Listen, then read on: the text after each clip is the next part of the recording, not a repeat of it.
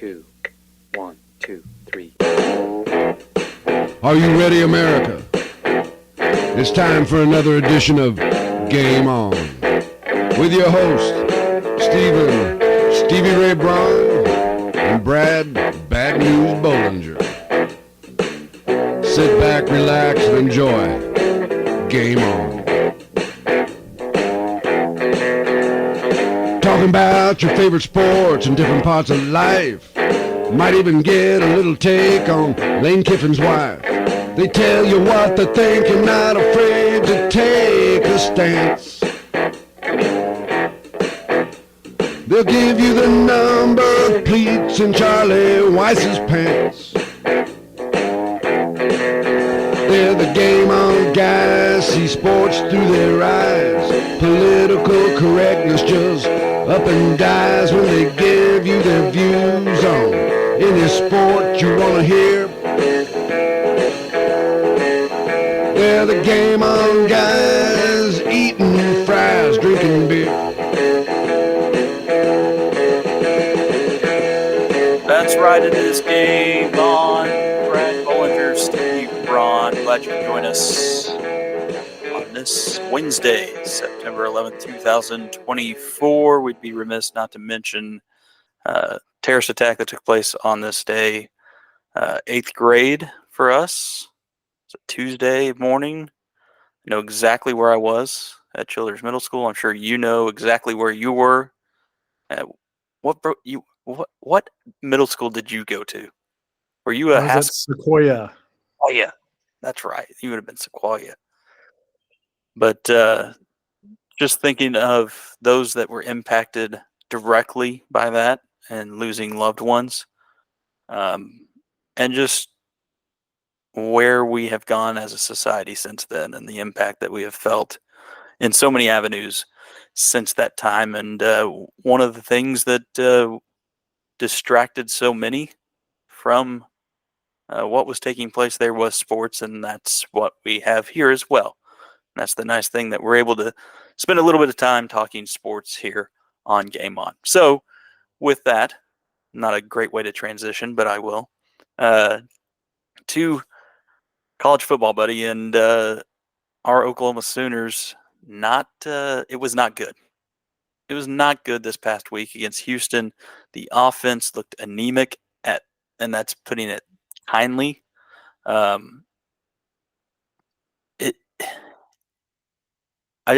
told somebody this because I had a couple of people that text me after that game, and one of the things I feel like a sheep.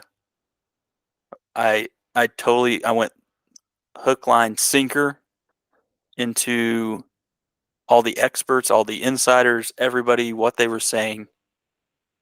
Yes, there are a lot of injuries on this team. A lot. I mean, the fourth string center and Josh Bates was playing in that game, starting a majority of that game on Saturday. With that being said, and then, yes, 4 out of the top 5 receivers are down. I get that. All that being said, though, we talked about it in our preseason show, talking a preview of this college football season, and we talked about OU, and one of the things we mentioned was how deep this receiver core is. I mean, all these freshmen, if it was that deep, why is it all of a sudden an issue to have 4 of your top 5 gone? Like, I know that's ridiculous to kind of say, but if you want to say it's this super deep wide receiver core, then you should be able to shuffle guys in and out without an issue beyond just those top 4 or 5. And that's not been the case. They haven't been able to get open. They haven't been able to catch the ball. Brennan Thompson, not pointing fingers, but I'll say it out loud. Why are you pointing at me? Oh, I was pointing at Brennan Thompson. I will point the finger for you. Yes. But it is frustrating to see this offense be so anemic. I will say the offensive line seemed to play a little bit better this past game. If you listen or watch the Oklahoma breakdown with Teddy Lehman and Gabe Eichert. They usually deep dive after every game, and Gabe is like, "Hey, I watched the film, and they were better." Does that mean they're where we can go win SEC games? No, not by any means. And I think that's part of the other thing that I have to keep in mind is it's a process. It's going to take time, but there's a big problem looming a few weeks from now. And they wear orange. And I'm not talking about when we head south of the Red River. No, I'm talking about when Josh Heupel rolls in with his Tennessee team that has looked really freaking good early on. And they don't have an offensive line problem. I also have to remember that, yes, it is a brand new offensive line. You had Caden Green transfer out to Missouri. You have Tyler Guyton, who's the starting left tackle for the Dallas Cowboys and was able to handle Myles Garrett pretty well. 1 sack given up, 4 quarterback pressures in his first ever NFL game against Myles Garrett, who is considered one of, if not the best, defensive end in the game right now. You throw in Andrew Rame, who could have came back but left early for whatever reason. He actually went undrafted but made a team as an undrafted free agent. McCain McPower. I mean, there's Walter Rouse, who was drafted as well. You have 3 guys that are in the NFL right now. Another guy that's off at an SEC school starting for them at the same position. So 4 of your 5 are gone. 4 of those 5 are having high success, either at the same level or at a higher level. That's hard to replace. But there's also the aspect of it's the University of Oklahoma, and you expect them to have guys ready to come up behind there, and it's just not been shown right now. Do I think it can get fixed? Yes, I totally think it can be fixed, but it's just frustrating right now if you're an Oklahoma fan like I am, like you are, to be watching this offense. A lot of people want to point to, and that offensive line is going to be key because without that having success, you can't have a successful running game. Gavin Sawchuk he's a guy that has to have a good O-line. Javonte Barnes has ran really well when he actually does get a hold, but that's very rare. I was listening to the unofficial 40 with the Sooner Scoop guys. Eddie Radosevich said he went back, I think it was Eddie or George Stoya, went back and looked at it. On first down, Oklahoma's averaging about 2.5 yards per carry. It's real easy to understand why they're not successful on third down when you have that kind of start to a drive. When you're looking at second down and 7 or 8 on average, you're gonna get yourself into third and long situations that mean you can't convert on third down. And that's where this offense is right now. Yes, Seth Littrell can call a better game. He definitely can. And he's going to have to as it moves forward. Jackson Arnold's going to have to start slinging the ball around a little bit. Take those chances. Okay? But it's going to have to come down to, can this offensive line mesh? Can they get some key guys back and be able to have a consistent front 5 from one game to the next? I mean, that's the other thing. Jackson Arnold has not started behind an offensive line that has looked the same in 2 consecutive games now. In three games total as a starter, the offensive line has not looked the same at all. And it's probably not going to look the same heading into this week's game against Tulane. And that's there's a little bit of fear there, I think, if you're OU, because that's a Tulane team that looked really good against Kansas State. So all that to be said, there is concern. I think there is some shining spots of, hey, the tight ends look good. The offensive line did improve. Taylor Tatum, when he gets the ball, is good, but if he's got to learn how to pass block. Javonte Barnes is running like a madman, thankfully. Very north-south, and that's what they need right about now. It's going to be interesting, though, this game, and then you get into Tennessee, and it doesn't get any easier as we move forward, outside of Maine, whenever they roll into town. Your thoughts? Well, if I can bring any sort of positivity into this subject, because Please I know try. we want to be doom and gloom, right? We want to feel like the ship is sinking, the world is burning, but This felt like a game typically in the past, I don't know, past decade or so, that the way it played out, this is a game OU would typically lose I agree. when they let a team hang around, um, when they kind of stall on offense, when it just seems like the ball isn't really bouncing their way.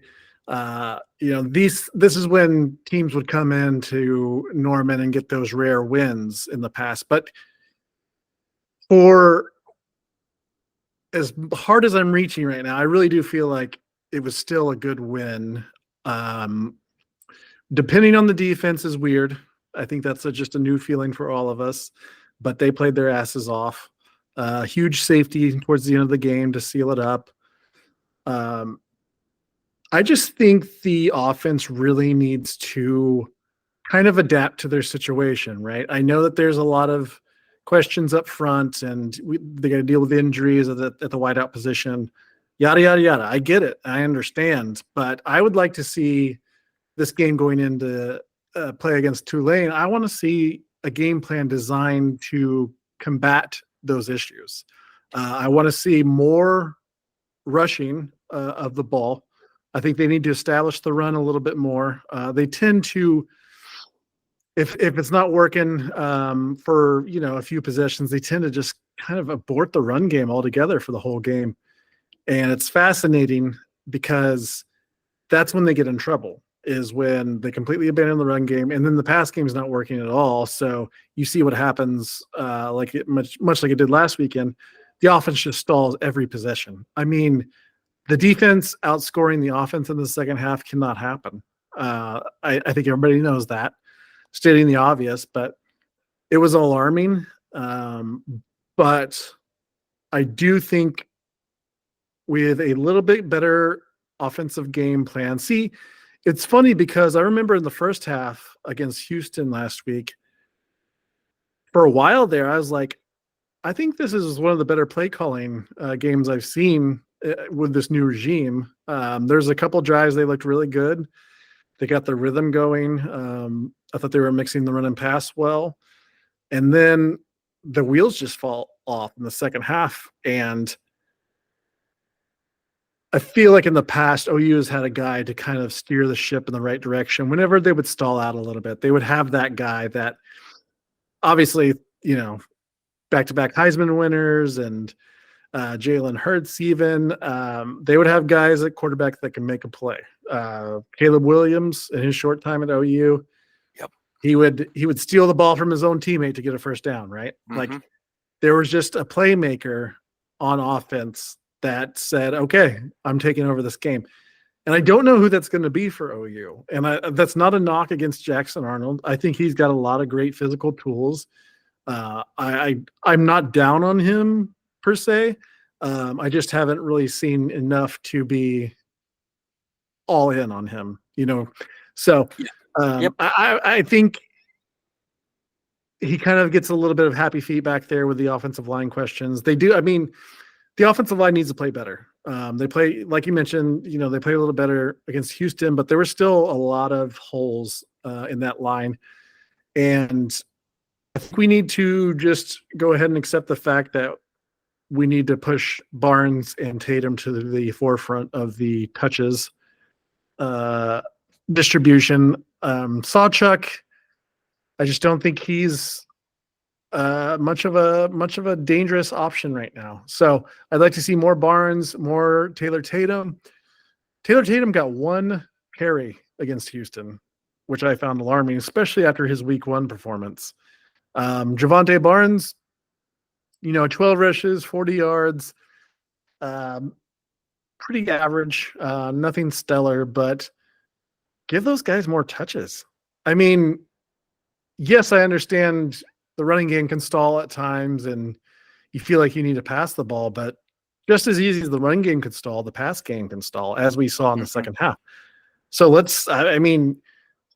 I feel like you got to figure something out, whether it's, more off tackle runs, more, try out sweeps, trying to get the speed on the outside type of thing. if there's just a special play design they need to start working on. I mean, if they need to run more screens, I mean, whatever it may be, whatever they see in the film room, I just want to see the adjustments made. I'm not going to act like they're the worst team in the country because I think that would be an overreaction. It was a bad, bad game. And I've gotten to the point in my life where I just say, hey, let's get the win and move on. I don't want to harp on it. I think everybody knows. I think it was a good wake-up call. I don't think anybody's happy with the performance. I think they will be fully focused this week coming into the Tulane game. But something needs to change. Another option I would like to see more is I actually think Jake Roberts, the tight end, played pretty well. Bauer Sharp in week 1 had some moments. I'd like to see more of the tight ends involved in the passing game. 12 Maybe that can personnel would open be up some nice. things. I think utilizing those 2 big bodies over the middle, exposing those seams, maybe that'll free up the wide receivers a little bit. Deion Burks, I still think is pretty explosive. I want to see the ball in his hands more, whether, hey, maybe we can run some jet sweeps with him, even though I don't like jet sweeps that much, but just finding a way to get the ball in your playmakers' hands. I think it's time to experiment. I think it's time to figure out, hey, let's go through the playbook and see what works and what doesn't work, because what we have been doing has not been working. So just make adjustments. That's all I want to see against Tulane. We don't have to kill them by 40 points or anything like that. I just want to see improvement. It's that simple. Just a more balanced game offensively. Toby Rowland made a good point on his show this morning. I was listening to him, and he stated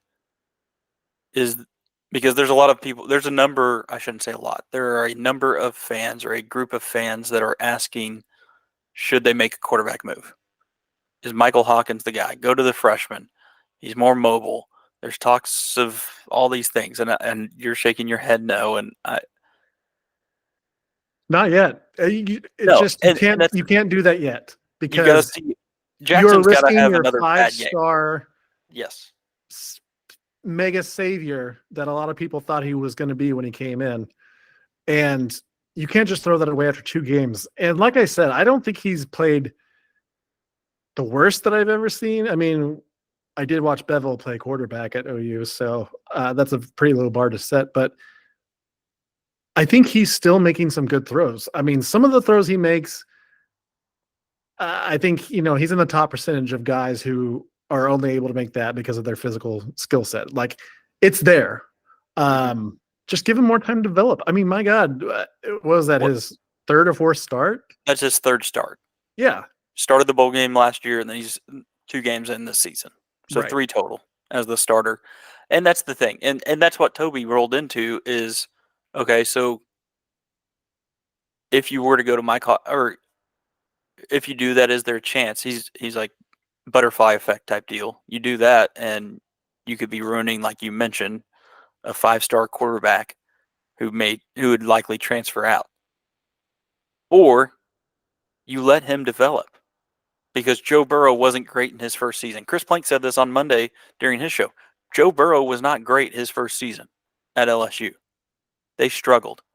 But you know what happened the second year? It was probably the most prolific offense we've seen in quite a while in college football. So with that, is there a dynamic of, hey, we need to remember that before this season started, there's a lot of talk of, hey, 8-4 would be really good. 8-4 would be really good. Is that still possible? Yes. It doesn't look like it right now, but it's still possible. So let this team develop, let them progress, and next year's the year where you start really looking at it and going, hey, we should be competing for a championship if you're OU. And you have to do that by letting Jackson Arnold make mistakes, by having him develop. And that's what's going to take place this year. Good, bad, indifferent. It's going to happen, and you're going to have to be okay with it. And I think that's just difficult because, like you mentioned, there has been so much success at OU when it comes to the quarterback position. Josh Heupel, Jason White, Sam Bradford, Baker, Kyler, Jalen, Caleb Williams.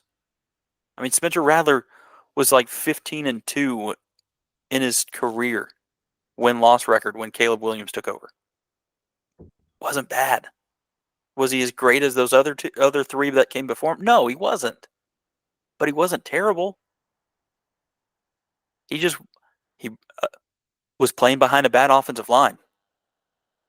Well, and they went to a mobile quarterback. Yeah, they still didn't bench him until that Texas game, right? Like, yeah, they were losing by multiple touchdowns.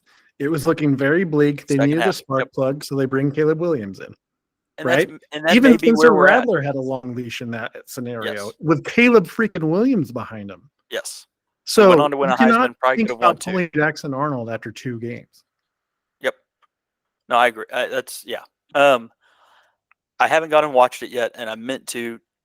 Aaron Murray, the former Georgia quarterback, actually did a film breakdown of Jackson Arnold through the first 2 games. And he basically says this is the reason why Oklahoma fans should be excited for the future of Jackson Arnold. That's the headline of it. I have not gotten to watch it yet. From people that I've listened to on radio, podcast, all of that, on Twitter, everybody says it's a great breakdown, and it does give you optimism if you're an OU fan. So be sure to check that out. I'll check it out as well. I'm sure Brad will. And then come next week, we can dive into that a little bit more, depending on what we see this week from Jackson Arnold against Tulane. Moving on, Oklahoma State gets a 2 overtime victory over Arkansas in Stillwater. That was a interesting game, to say the least.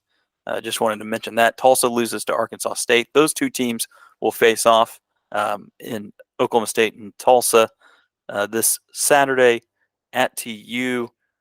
Brad, quick prediction. What are your thoughts? I don't know if this is one of your against the spread picks or bad beats, but I think Oklahoma State wins in this one. Tulsa is still developing. You got to like what you see offensively out of Tulsa. Their defense struggled against Arkansas State. Some blown coverage led to that loss, 28-24, on the road in Jonesboro. But Tulsa, when you look at Kirk Francis, I mean, they seem to have found a quarterback, surprisingly, in the walk-on from Metro Christian, 16-28 in that contest, 199 yards, 1 touchdown, 1 interception. But he has looked good so far this season. Offense struggled a little bit, but that defense really struggled for TU. Oklahoma State, on the other side, struggled defensively in the first half, able to figure it out, bend don't break, and the offense got going in the second half as well. I just like the Cowboys in this one. Yeah, I do too. 19 points feels like a lot to give Oklahoma State, especially after really they deserve to lose the game against Arkansas. I think Arkansas pissed that game away completely. There was many opportunities for Arkansas to put the nail in the coffin as well in that game, and they just never did it.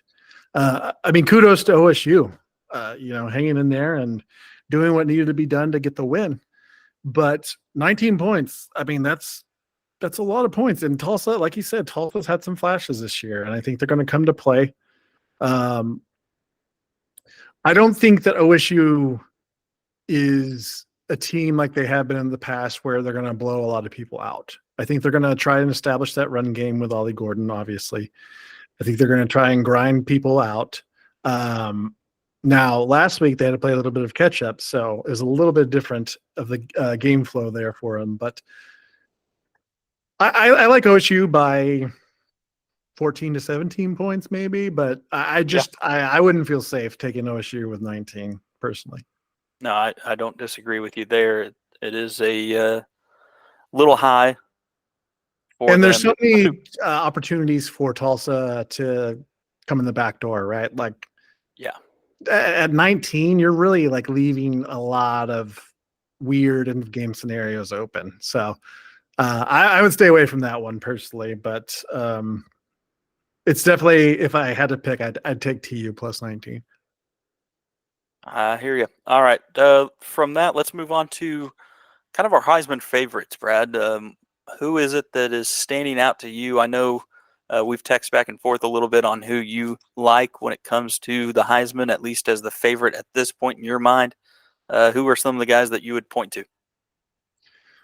Yeah. Well, first off, it's going to feel a little bit dirty. I think Quinn Ewers he seems like he's in the best position to win this thing. I think he's well established himself as an elite quarterback in the college game now. I think Texas has been rolling. They went into the big house and stomped Michigan last week. Ewers is just making all the right plays. He's not making mistakes. He's just letting his playmakers make plays. And I think that comes with the experience that he has. I mean, he's always been a quality quarterback, but this feels like one of those years, like Stetson Bennett, for example, right? Like when they won the national championship.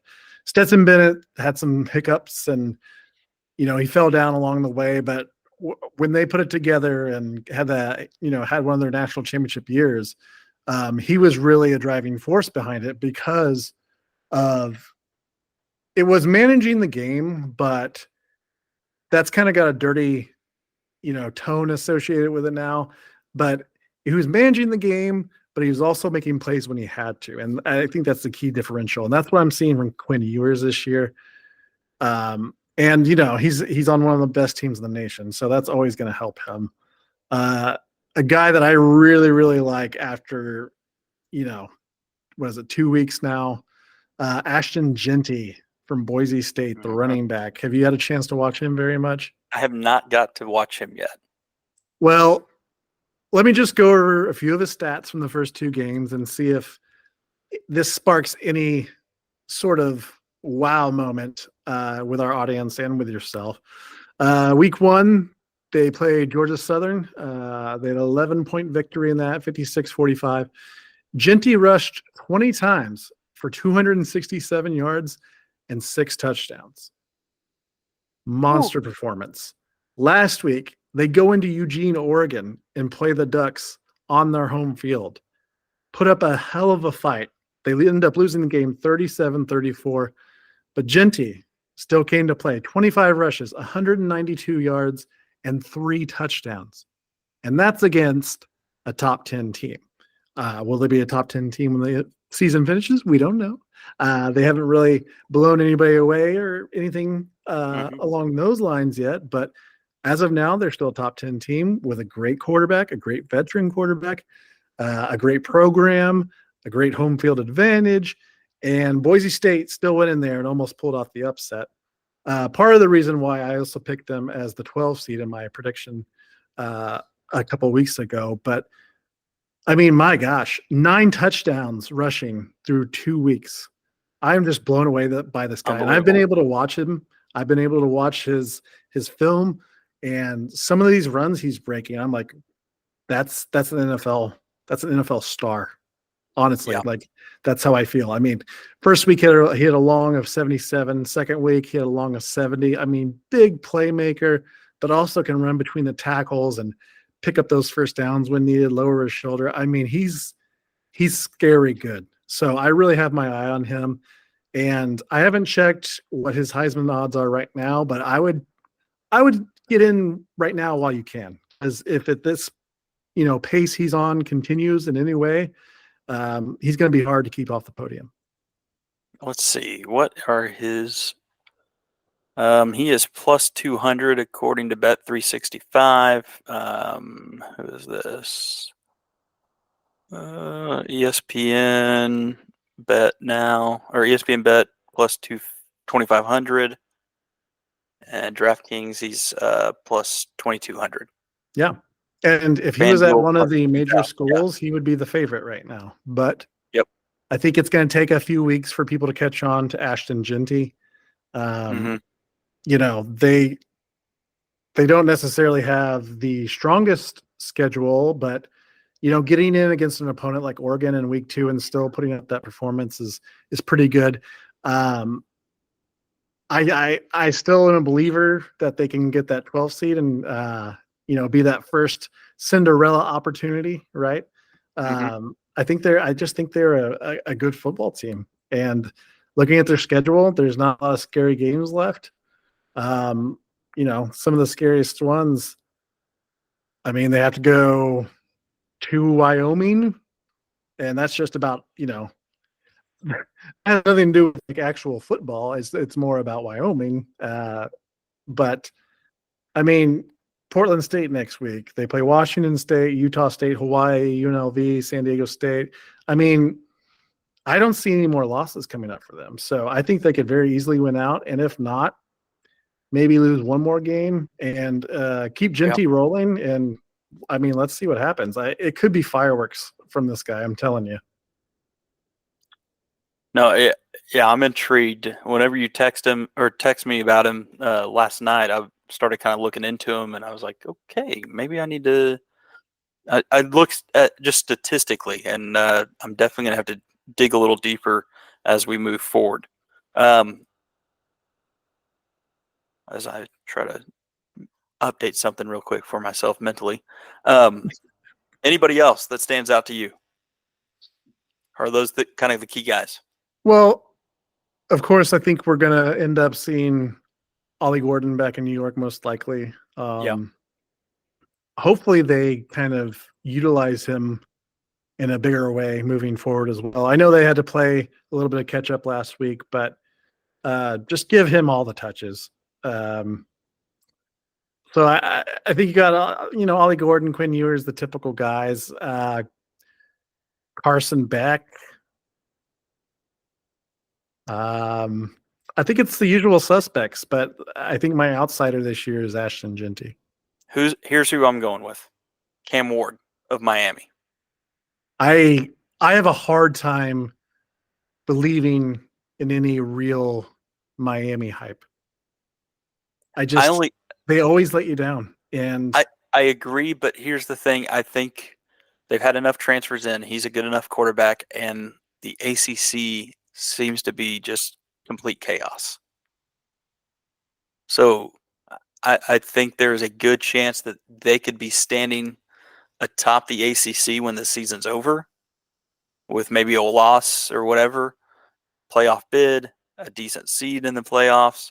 And I think that could be enough. And statistically, I think he will have the numbers to where, and he'll probably have that Heisman moment. There's a high potential that he ends up in a game in which he has that Heisman moment. And I think that could lead to him having that opportunity. He's top 10 in just about every statistical category right now when it comes to passing. His rushing yards aren't anything amazing. It's not really his game necessarily. But total offense and all of that, he is up there. I think they're going to be able to score points. And in that regard, I think that could be a dynamic with Cam Ward and Miami. The other ones I'll throw out there, I think Travis Hunter, not necessarily because they're going to win games, but I think he'll just be so dynamic on both sides in all aspects of the game. I think he at least gets an invitation to New York. Again, they're going to have to win enough games. Can they do that? Personally, I don't think they're going to be able to, but you never know. He's just dynamic enough and does enough on all sides of the ball, special teams, punt, or defense, offense, that I think he has a chance. And then the other one I'll throw out there is Jackson Dart. I think there's a high opportunity for Ole Miss to be in the mix late in the season. And if that happens and he has that Heisman moment, there's a chance he could get enough votes, especially in the SEC. And those would be kind of the guys that I'd be keeping a watch out for. Yeah. And I mean, typically I think you're right on the nose, but I think with this new landscape in college football with the 12-team playoff, I think there's going to be a lot more parity this year, which lends to non-quarterbacks getting a little bit more of a look, I feel like, than previous years. Of course, if those guys you just mentioned go undefeated or they lead their team to the playoffs with one loss or something like that, yeah, they're going to be in New York. But I just, the way that this thing's going to look moving forward, we talk about giving more teams and programs opportunity with that 12 seed possibility, right? With where they could be a Cinderella like March Madness. But I think that also shifts into the like the awards season as well with the Heisman and things like that. I think you're going to see a lot more non-quarterback positions getting a little bit more look. I mean, it's still going to be quarterback. It's always going to be quarterback dominated, but I think it just feels like there's going to be a lot of parity this season. And, you know, we can never predict what happens. And you mentioned the ACC, and that is, you're right, absolutely a toss-up. Cam Ward, Miami looks great right now. You know, they're avoiding playing teams like Clemson and NC State, who people kind of had towards the top of that conference at the beginning of the year. They've kind of fallen off, but look at Miami's schedule too. There's not a lot of scary games there. They go to play Louisville, I believe, in October at Louisville. So there's a couple of chances for some slip ups, but yeah, I mean, it's going to be entertaining. And I don't think it's going to be one of the usual suspects. If it's not Quinn, I think Quinn Ewers is the favorite, but if it's not going to be him, I think it's going to be someone from the outside looking in at this particular point in the season. All right, so that's our way too early Heisman predictions. It's really just throwing stuff against the wall and seeing if it sticks at this point, as we're just 2 weeks into the college football season. Let's transition to the NFL. Week 1 has come and gone. And Brad, before I just throw it to you to just discuss whatever, I am going to toss a softball up because you will take a baseball bat to it and then you'll chase it down and start beating it again until it is completely dead. And all I have to say is, Deshaun Watson, go. I'm literally going to hit mute in my mic and just let you go. Go. Okay. Deshaun Watson, what a joke. And I've been saying it since it happened. You have. I think people are finally catching up to how I felt all along. And what a disgusting way for that Baker-Cleveland marriage to end, in my opinion, because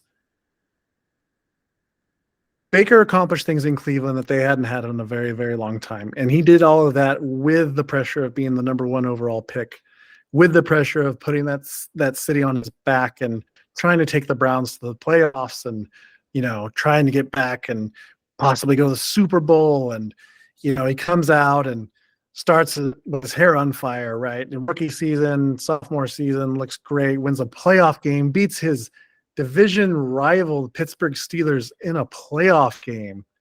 For the Cleveland Browns won a playoff game. I just want everyone to understand what I'm saying right now. They still haven't done it since he left, by the way. But then the following season, he gets hurt. You know, he's playing with a torn shoulder. In my opinion, I think the coaching staff or someone in that front office should have had a long, hard talk with him and said, hey, we love your fight. We love what you're doing, but I think it's best if we just pull you here and get you healed for next year. But him playing with a very bad shoulder, and, you know, he made a lot of mistakes and didn't play very well, which is to be expected when you have an injury like that. But the way that they abandoned him so quickly after that season was alarming. And the moment they saw an opportunity to bring in a very controversial option at quarterback who had been out of the league as far as playing wise, and all of this, you know, the sexual assault allegations and, you know, all the massage therapists taking him to court and things like that. It's just a new one now. Excuse me? There's a new one now. A new sexual assault allegation that just came out. They keep coming out of the woodwork. And what bothers me the most is the hypocritical actions of the Cleveland Browns organization, because the way they spun it is Baker was kind of immature. He wasn't necessarily, you know, the leader they were looking for. And I just laugh about that because, you know, they're looking for maturity. So they go with Deshaun Watson and make him the highest paid quarterback in the league. And he was still the highest paid quarterback in the league until very recently when Dak signed his new deal. It was just a joke of a situation for a joke of an organization, and that's why they're the Cleveland Browns. And I hope they're cursed forever. I hope there's a Baker Mayfield curse, and they're cursed for another 100 years because they deserve it. And it sucks because they have some players that I really like on that team. Amari Cooper's just a fantastic player. Nick Chubb's a great player. Myles Garrett. There's a lot of things to like. But damn, they just can't help themselves. They're just the Cleveland Browns, and the Cleveland Browns are going to Cleveland Brown. And you've seen what's happened so far this year. Deshaun Watson looks atrocious. They need to pull him, honestly. Jameis Winston needs to be playing for the Cleveland Browns after 2 weeks. Meanwhile, Baker Mayfield is leading the Tampa Bay Buccaneers to a monstrous Week 1 victory. 4 touchdown passes, 289 yards passing. This is coming off of a playoff win after following the greatest quarterback of all time, Tom Brady. And Baker was cast off, right? He was sent to Carolina. Carolina's so bad, as we saw in Week 1 as well. But then he goes to LA Rams, and he gets a chance to kind of work on some things with McVay, and you saw what he did with 2 weeks, or I'm sorry, with 2 days notice, and not even knowing the playbook, and leads them to a last minute drive for a victory on a national TV game. So you saw little sparks of, oh yeah, Baker still got it. And luckily he ended up in Tampa Bay, and it's turned out to be the perfect fit for him. And I'm so happy for him. And I'm so happy the Browns are miserable. And I hope they're miserable for a very long time. And I don't ever want anybody to be miserable.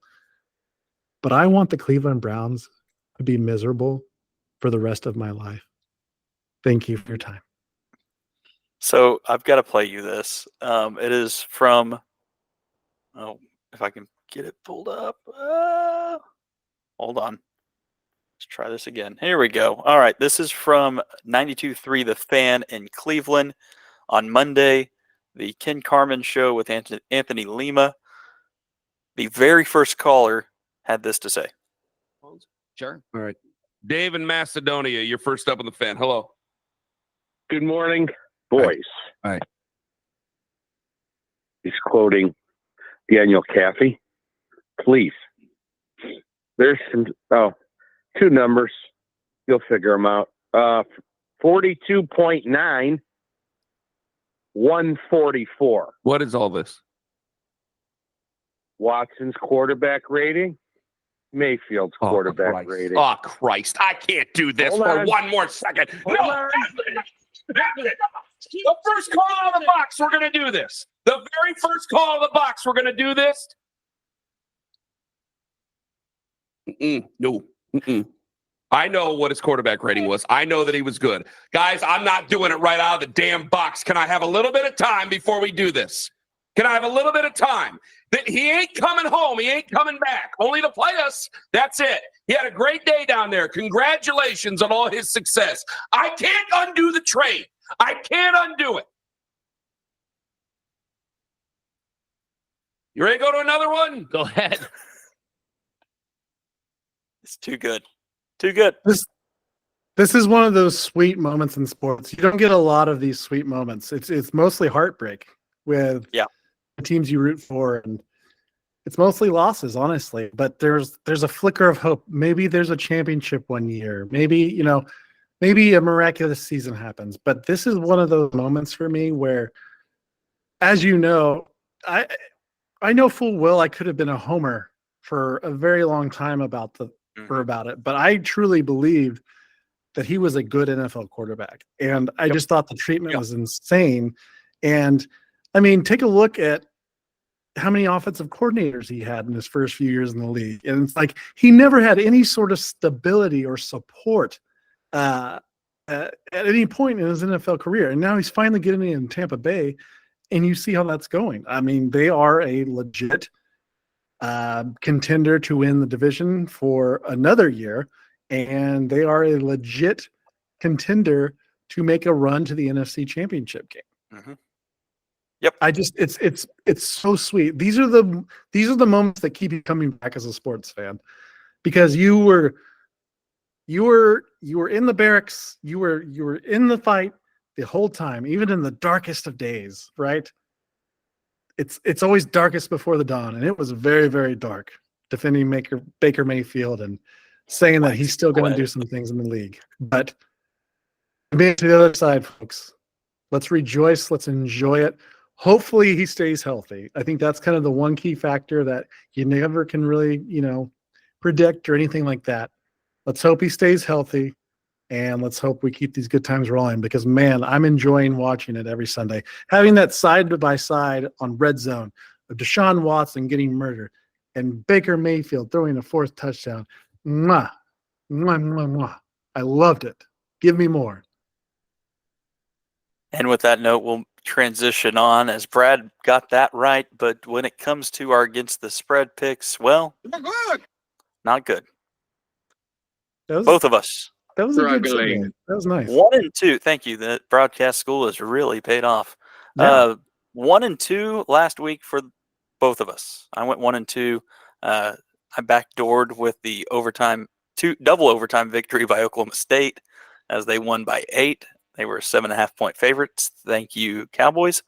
And then, Brad, you got your lone victory from my tally in that Boise State 3-point loss at Oregon. Your Packers pick missed, and your Jets pick against the Niners missed as well. I had Kansas beating Illinois at 5.5-point favorites in that one. They didn't even win. And then Kansas State, I had them with a 10-point advantage or 10-point spread, and they only won by 7. So, like I said, Struggling is what's going on for us right now. 1 and 2 last week. I am 3 and 3 on the season. Brad is 2 and 4. And I'll lead things off this week with my 3 picks against the spread. I'm going to start out with our own Oklahoma Sooners. I'm going to take Tulane plus 13.5. I like the, nearly 2 touchdowns with the way that Oklahoma's offense has been moving. Yes, their defense is going to be good, but Tulane has shown that they have the ability. Like I mentioned, 34-27 loss to Kansas State. Oklahoma 16-12 victory on what may have been a questionable safety. All that to be said, I like Tulane plus 13.5. And if they don't get it right, I still win because that means OU is going to win. I'm going to go. You know what that's called, Steve? What's that called, Brad? Emotional hedging. And I love doing it myself. So kudos. Yes, you do. I learned from the best. Yes, Texas. I'm going to take Texas, the Longhorns, 35-point favorites against UTSA. Longhorns coming off that 31-12 victory in the Big House against Michigan. Yes, there may be a little bit of a what am I looking for here? Hangover of sorts. But UTSA did lose by 49-10 at Texas State last week. Give me the Longhorns, 35-point favorites over the Roadrunners. And I mentioned Texas State. I can't go 2 weeks or into a third week and not go with G.J. Kinney, Brad. I can't do it. I'm going to take Texas State plus 1.5 versus Arizona State at home. Jordan McLeod, the transfer from James Madison, Sun Belt Player of the Year, is now the quarterback for the Bobcats at Texas State. They're hosting Arizona State. This might be their most difficult game remaining on the schedule, brother. If they can get past this one, it could potentially be smooth sailing the rest of the way and into the playoffs. Give me Texas State plus 1.5. So my picks, Tulane plus 13.5 at Oklahoma, Texas minus 35 versus UTSA, and Texas State plus 1.5 versus Arizona State. That's my against the spread on this September weekend, the third week of college football. Well done. I like it a lot. Thank you. I'm staying go away. 0-3. Yeah. I'm staying away from the college slate this week because as we talked about before the show started, it's very scary. But I will say, keep an eye on that Memphis plus 6.5 points against Florida State game. Just for funsies. Yes, it's not an official pick, but if you wanted something for the college slate, there you go. Okay. My best bets of the week. Let's get into it. This also feels gross. I'm doing a lot of gross things this year. But give me You're the going to take Dallas an MLS Cowboys. game. Give me the Dallas Cowboys minus 6.5 points against the New Orleans Saints. The Cowboys are at home.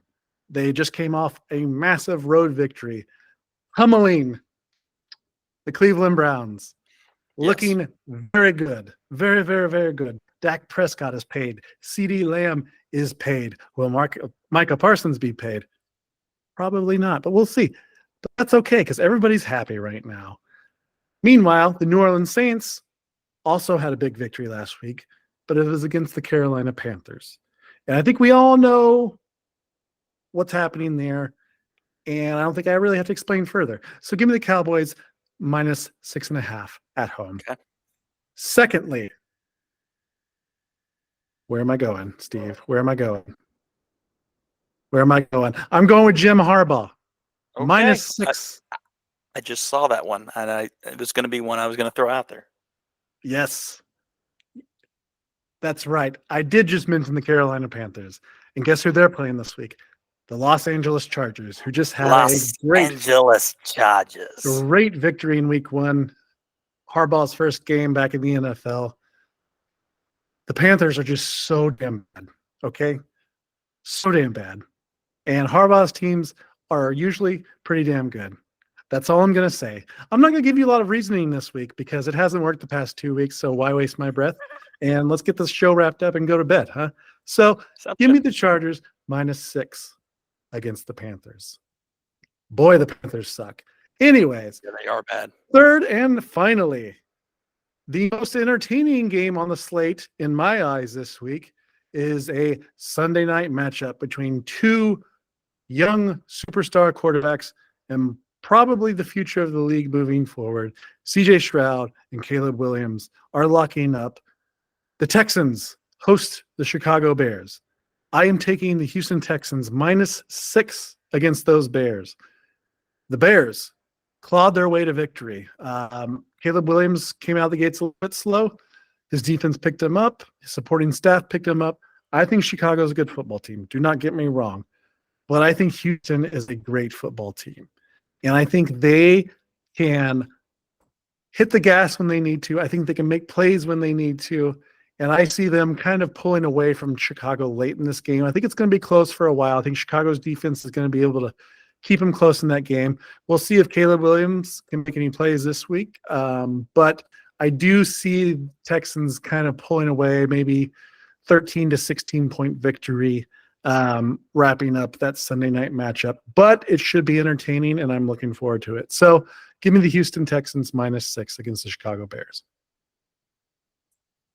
All right. So to recap your picks. Cowboys minus 6.5 versus the Saints. Chargers minus 6 at the Panthers.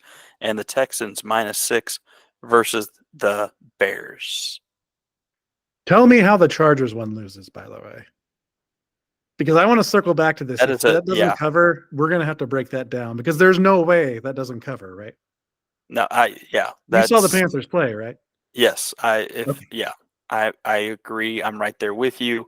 I will be blown away if they somehow do not cover that 6-point spread. Make sure we clip this for next week whenever I'm in pain. Will do. Thank you.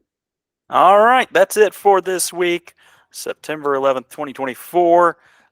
As always, follow us on social media on Twitter at Game On Guys, Facebook Game On Pod, TikTok Game On Pod, our Instagram and Threads, gameon.pod. You can also check out our website, gameonpod.com. That's a great way to find everything about us and along with our picks. And you can always email us, gameon@gmail.com. For Brad Bollinger, I'm Steve Braun. This has been Game On.